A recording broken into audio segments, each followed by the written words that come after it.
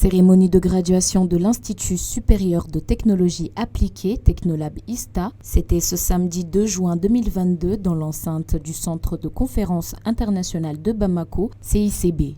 Créé en 1998, Technolab ISTA offre un enseignement ouvert sur le monde et la recherche à travers l'application des nouvelles technologies, des technologies managériales, des sciences sociales et des technologies de gestion intégrée. Cette 22e promotion s'est vue remettre leur diplôme par différentes personnalités. Ils ressortent donc avec tous les honneurs, prêts à affronter le monde professionnel avec les outils nécessaires en poche. Le gouverneur de Bougouni, Keba Sangaré, et aussi parrain de cette 22e édition de remise de diplôme, n'a cessé de faire des éloges sur la qualité des formations enseignées à Technolab ISTA. Ainsi, il invite les jeunes diplômés à redoubler d'efforts en gardant l'envie de se dépasser pour faire face à leur vie professionnelle qui ne fait que commencer. Mesdames et messieurs, l'année 2020-2022 a été caractérisée comme une année scolaire normale et apaisée dans tous les pays, à la grande satisfaction des plus hautes autorités et de tous les acteurs de l'éducation. Je profite de cette tribune pour féliciter et remercier les ministres en charge de l'éducation pour ces efforts déployés. Par la même veine, il me plaît de remercier les enseignants, les parents d'élèves, les partenaires techniques et financiers, sans oublier les élèves et étudiants. Mesdames et messieurs, venons-nous maintenant aux récipiendaires de ce matin. Chers étudiants, ces remises de diplômes constatent le succès de plusieurs années de labeur, de persévérance avec le soutien inconditionnel de vos parents à qui vous devez beaucoup, sinon tout. Un pareil moment de joie mérite de chaleureuses félicitations. Ce moment de joie est intense, mais il ne s'agit qu'une étape dans la vie. Le diplôme est certes important, mais il ne s'agit que d'un outil. Mais le plus important est ce que l'on fait de ce parchemin. Vous songez maintenant à vous insérer dans la vie professionnelle, pour ne pas dire la vie tout court. Celle-ci exige une éthique, des qualités. Le savoir acquis à l'école doit reposer sur des valeurs qui vous assureront le succès dans la vie. Une certaine qualité comportementale est indispensable dans un environnement très exigeant où les hasards et l'amateurisme ont peu de place. Soyez excellents. Chers étudiants, que Dieu fasse que vous connaissiez dans la vie une réussite professionnelle éclatante qui vous fera oublier les souffrances endurées ainsi que les sacrifices consentis par vos parents et tous ceux qui vous ont soutenu au cours de votre formation. Je ne saurais terminer sans dire un mot à un grand monsieur que j'ai rencontré pour la première fois en 1998, quand j'étais jeune capitaine, lors de l'inscription de ma chère et infatigable épouse, je vais nommer M. Daouda Diakité. Appelé David par les intimes, d'une simplicité légendaire, patient mais austère, il a le goût élevé pour le travail bien fait. Bref, c'est un homme d'État qu'il accepte en cette circonstance mes remerciements les plus fraternels pour sa contribution à la formation des cadres de notre pays. Chers récipiendaires, félicitations et bonne chance. Que Dieu vous aide à persévérer dans la voie de la droiture. Je vous remercie de votre aimable attention. Quant à David Diakité, PDG de l'Institut supérieur de technologie appliquée, il met en garde les récipiendaires sur les dures réalités que traverse notre pays. De ce fait, il les encourage à ne pas abandonner au premier obstacle. Chers diplômés ou lauréats du jour, vous serez dans d'autres environnements dans quelques semaines et face à de nouvelles réalités certainement plus dures, certainement compliquées, face aux véritables problèmes issus de la dure situation économique perturbée par les soubresauts actuels de la réelle politique, de ces jours impitoyables que la vie vous basculera, soyez responsable et courageux. Le formateur que je suis ne peut s'empêcher de prodiguer quelques conseils. Rappelez-vous, chers récipiendaires, que le diplôme n'est pas une fin en soi, mais considérez-le plutôt comme un outil. Si vous en faites bon usage, vous en récolterez les fruits. Dans le cas contraire, et que Dieu nous en garde, vous ne trouverez que délusion, amertume au bout du chemin.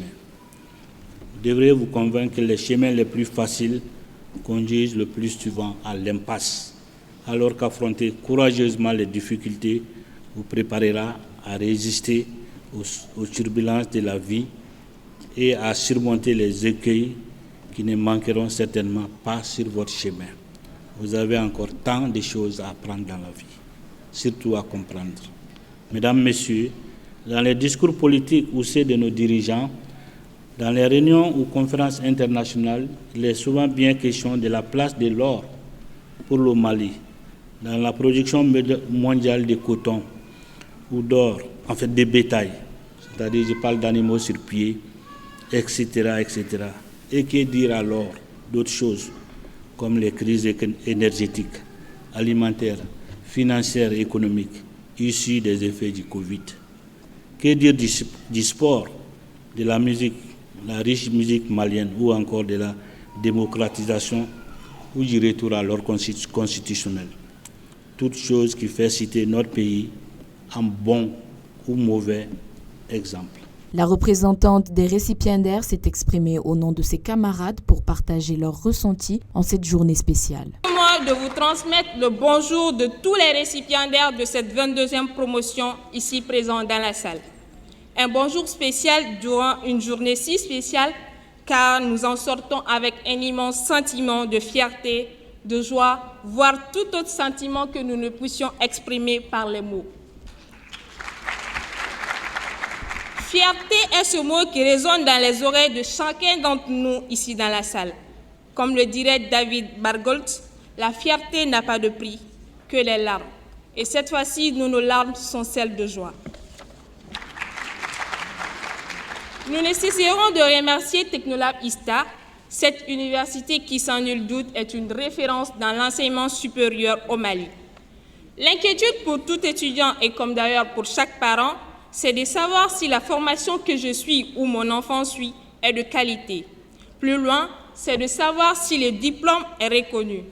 Aujourd'hui, nous le disons haut et fort, en plus d'une reconnaissance nationale, notre très chère université est la première université du Mali à avoir un nombre conséquent de diplômes accrédités CAMES. Pour être plus précise, nous en avons 32. Une vraie fierté pour tout étudiant, surtout nous récipiendaires. Une école qui concilie la théorie à la pratique. Diplômée d'une filière technique, notamment le génie électrique et les énergies renouvelables, je peux témoigner à quel point cet institut concilie théorie à la pratique en mettant à la disposition de ses étudiants les matériels nécessaires. La présence de notre laboratoire à l'annexe de Bajélika est l'illustration parfaite. Durant ces séjours, je le dis car ça nous suit jusqu'à la fin de notre vie, cette école a fait de nous des vrais leaders avec une liberté d'entreprise et une force proposition d'amélioration. Mes camarades de classe et de la synergie des étudiants peuvent en témoigner. Et tout ceci dans une ambiance conviviale. J'ai encore souvenance de la présentation de notre plan d'action CETI 2019-2020, présenté au DG qui s'est tout de suite réjoui des activités proposées, mais principalement une ayant attiré son attention. Il s'agissait des gestes verts, une activité qui consistait à assurer une consommation énergétique efficace et efficiente des équipements dans les salles de classe et à assurer la propriété au sein de l'établissement. La pandémie à Covid-19 ne nous a pas laissé sans séquelles, car elle a affecté tous les secteurs de développement. Elle nous a surtout affectés en tant qu'étudiants, car nous avons vu nos cours suspendus en pleine année scolaire. Courant 2020, l'école s'est forcée de nous offrir une meilleure qualité d'enseignement à travers les cours en ligne, un effort que je félicite à cette occasion. Cependant, pour qui connaît une filière technique où nous devons concilier la théorie à la pratique, ça n'a pas du tout été facile et on a vu notre année universitaire prend un très grand retard. Une très belle leçon en est sortie et de nombreuses expériences en ont été acquises, comme du côté de nous les étudiants, comme du côté de l'administration et de nos très chers parents ici présents dans la salle. Aujourd'hui, nous sommes fin prêts à intégrer le monde du travail. Nous sommes prêts à relever les défis, ces nombreux défis qui nous attendent, car nous nous sentons désormais aptes à le faire. Nous remercions le Tout-Puissant Miséricordieux et nos très chers parents de nous avoir donné cette chance en nous mettant à l'école et surtout dans les meilleures conditions.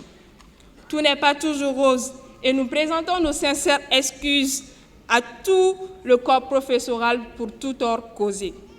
Nous avons sans doute été heureux de partager ces bons moments d'apprentissage, de partage d'expériences, de conseils à vos côtés et aujourd'hui, vous pouvez être fiers de vos produits que nous sommes.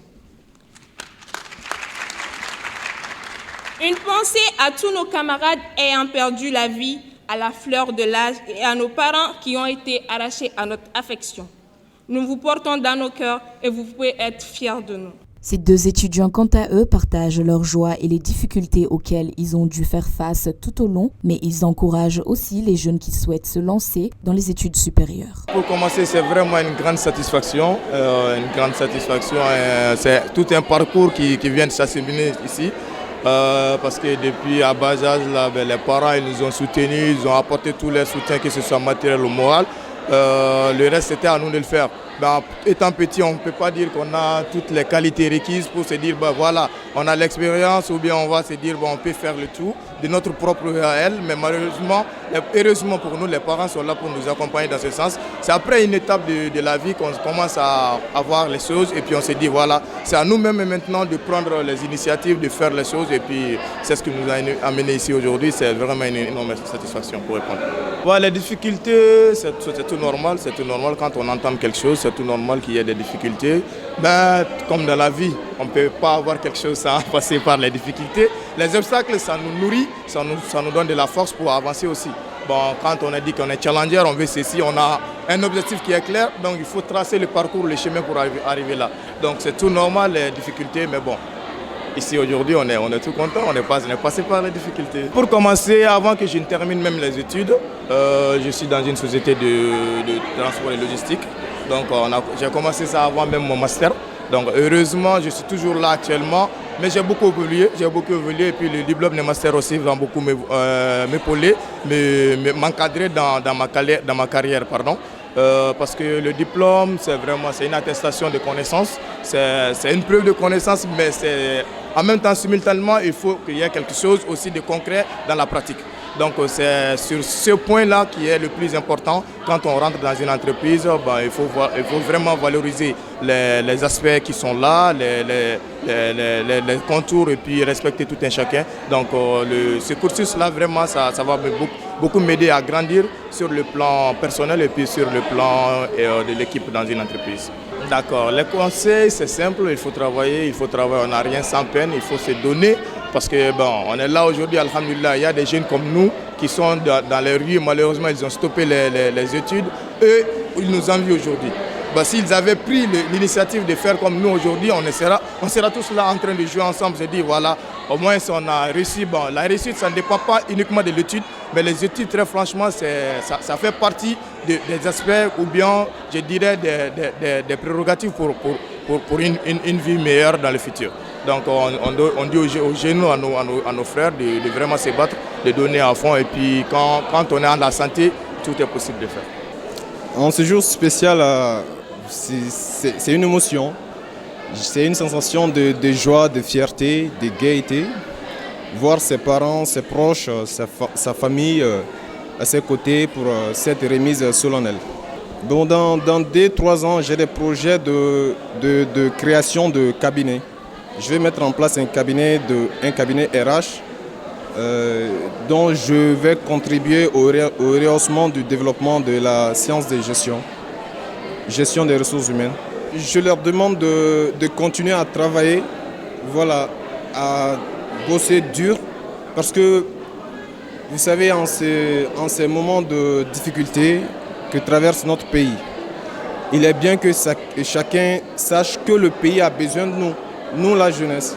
Voilà, donc nous devons maintenant serrer les ceintures, travailler dur pour pouvoir développer notre pays. J'ai eu beaucoup de difficultés, voilà, et puis c'est normal aussi. Concernant la compréhension au niveau des modules, au début c'était un peu difficile pour moi, mais finalement, comme nous avons des professeurs vraiment pédagogues, techniques aussi, je me suis entretenu avec quelques-uns d'eux. J'ai fait des séances de cours à domicile pour pouvoir bien être formé en gestion des ressources humaines.